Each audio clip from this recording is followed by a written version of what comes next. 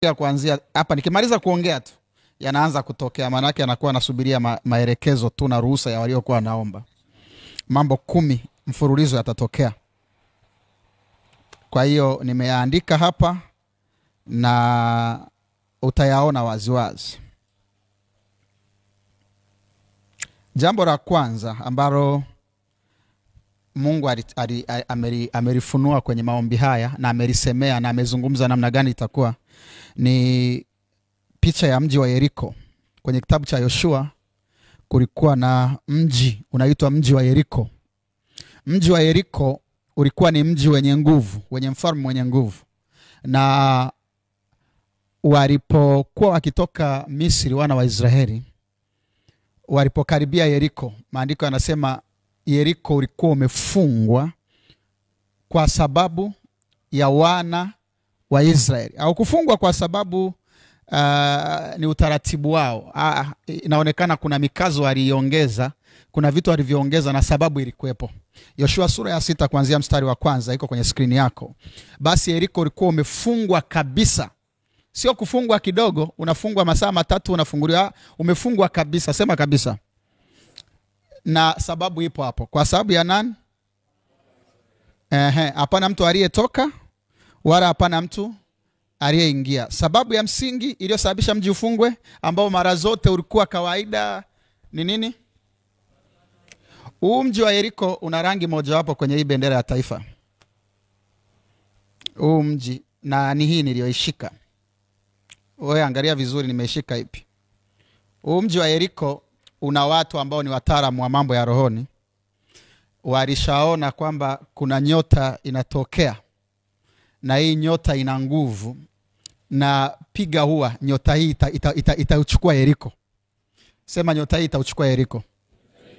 Na yatatokea, hakuna ambacho kimebadilika. Sasa kwa hiyo wale wataalamu wa mambo ya rohoni wakasema tukisubiri michakato ya kawaida, mambo haya labda pesa nini njia zingine zote zitakwama. Cha kufanya tufunge mji ili asiingie mtu arastoke mji.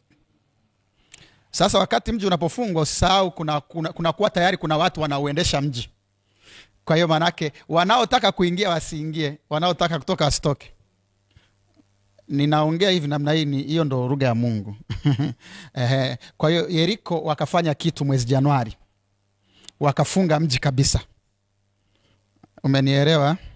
Wakafunga mji kabisa.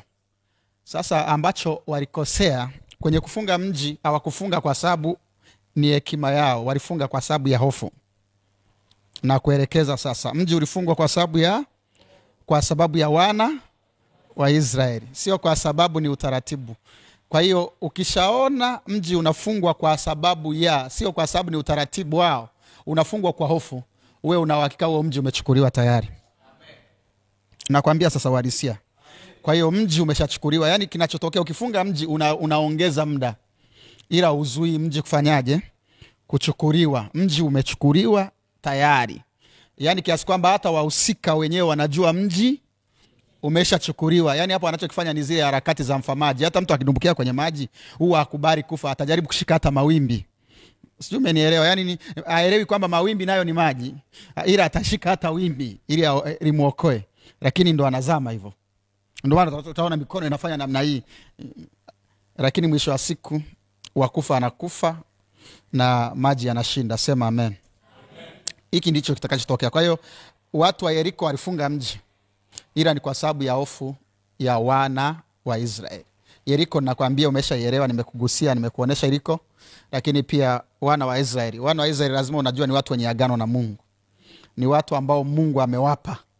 Sema Mungu amewapa. Wanawajua, wao wanajua, kwa sababu mambo ya rohoni ni tofauti na ya mwilini.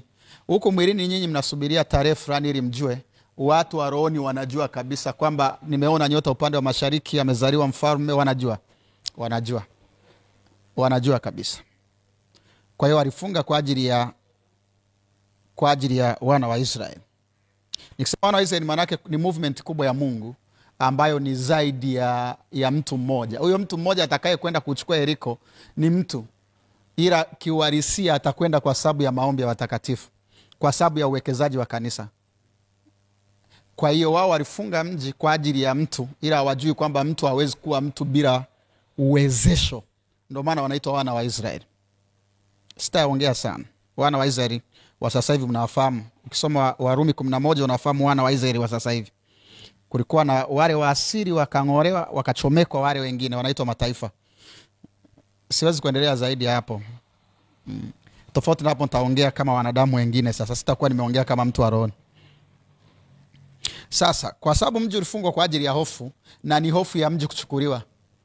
Kwa maana yake mpaka uingiwe na hofu, maana yake umejiridhisha kwamba kwa vigezo vyote mimi siwezi kushindana na wana wa Israeli. Nafikiri umenielewa. Lakini sasa kingine ambacho ni kizuri, wakati mji unapokuwa unafungwa namna hii, huwa kuna Rahabu ndani. Hakuna Yeriko inayofungwa bila Rahabu kufungiwa ndani. Rahabu hafungiwi nje.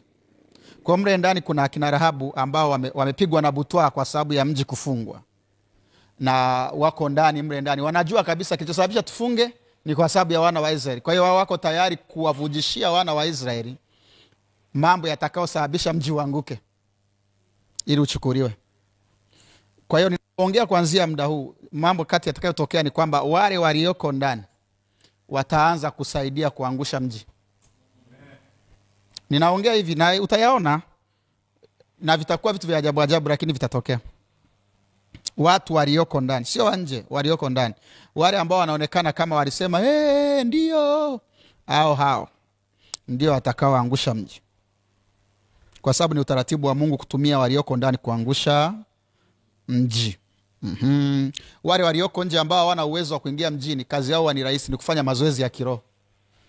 Kuna watu walifanya mazoezi kwa siku 40, kuna watu wamefanya 64, na kutakuwa na mazoezi madogo madogo tunaitisha kila mwisho wa mwezi, warau siku 5 ngapi, mpaka mji uanguke. Mtu mmoja aseme amen.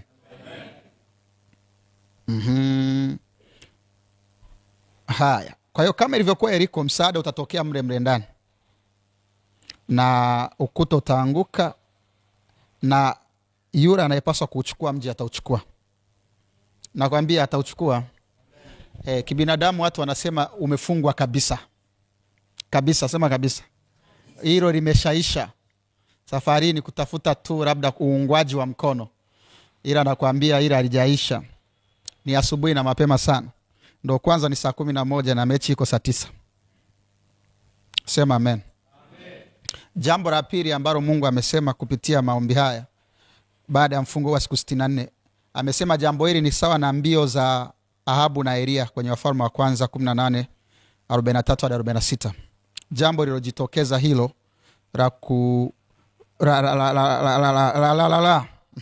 la hiyo rangi niliyokuwa nimeigusa muda ule. Hilo jambo lilotokea ni sawa na Ahabu na nani? Na Elia kwenye Wafalme wa kwanza 18 mstari wa 43 hadi 46. Ahabu alipewa taarifa ya ujio wa mvua na akaanza safari kabla ya Elia. Na kwanza tu safari alikuwa na vifaa na ubora wa safari kuliko Elia. Watu watashangaa Elia atakayempita Ahabu afanani.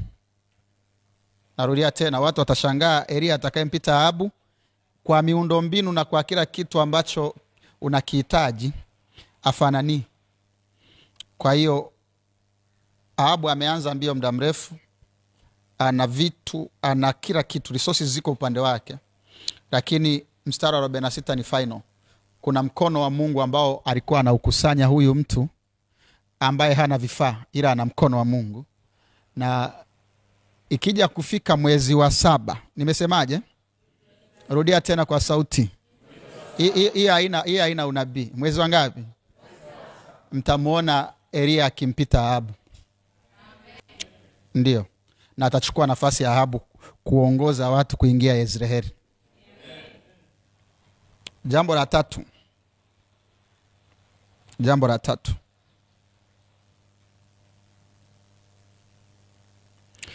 Zinakwenda kuinuka pembe ndani ya mji uliofungwa.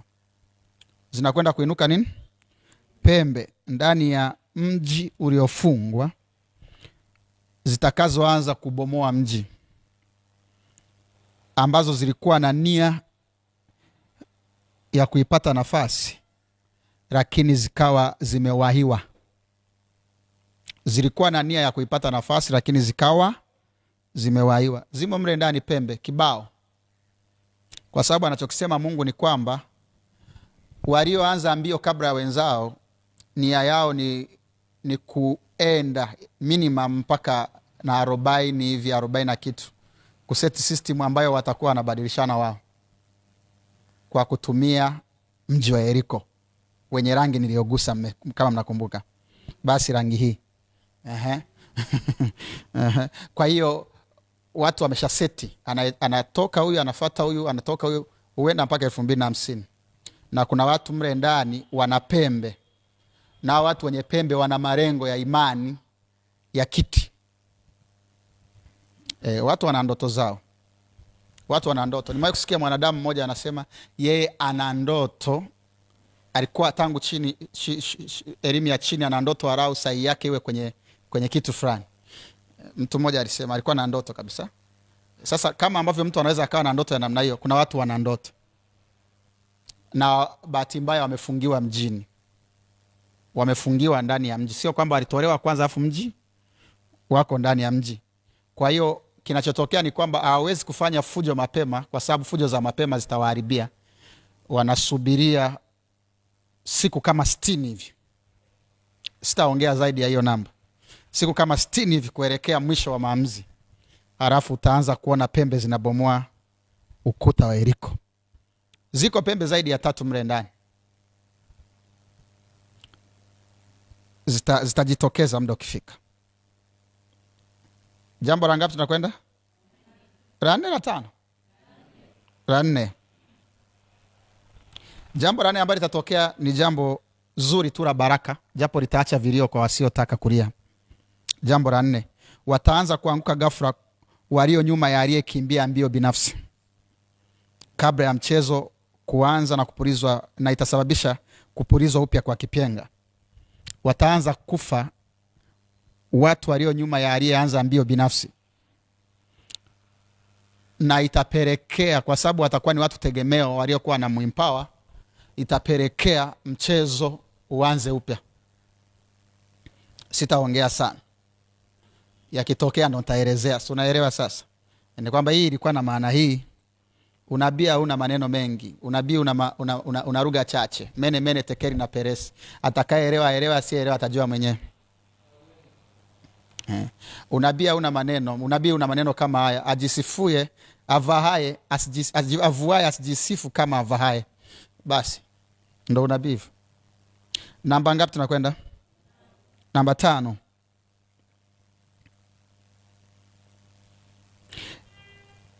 Watu wa Babeli watajaribu kufanya upuuzi wa kukatiza uhai wa mtu tishio kwenye upande wa pili wa upinzani. Watu wa Babeli, watu wa Yeriko samani, watajaribu kufanya upuuzi, na uita upuuzi, wa kumuondoa au kukatiza uhai wa mtu mwenye nguvu upande wa pili ambao wanashindana nao mwaka huu. Watajaribu kufanya, rudia tena neno nilotumia, upuuzi. Sijui kama upuuzi utakubali au utashindikana. Usipofanikiwa, bado kutofanikiwa kwake kutapelekea jambo la Mungu lizaliwe. Lakini pili, hata ukifanikiwa pia utaharibu zaidi, utasababisha washindwe kwa urahisi. Kwa hiyo sasa sijui wafanye kipi katika hayo. Waufanya, wasiufanya, yote yatakuwa yale yale. Sasa sijui wafanye kipi. Narudia tena. Upuuzi.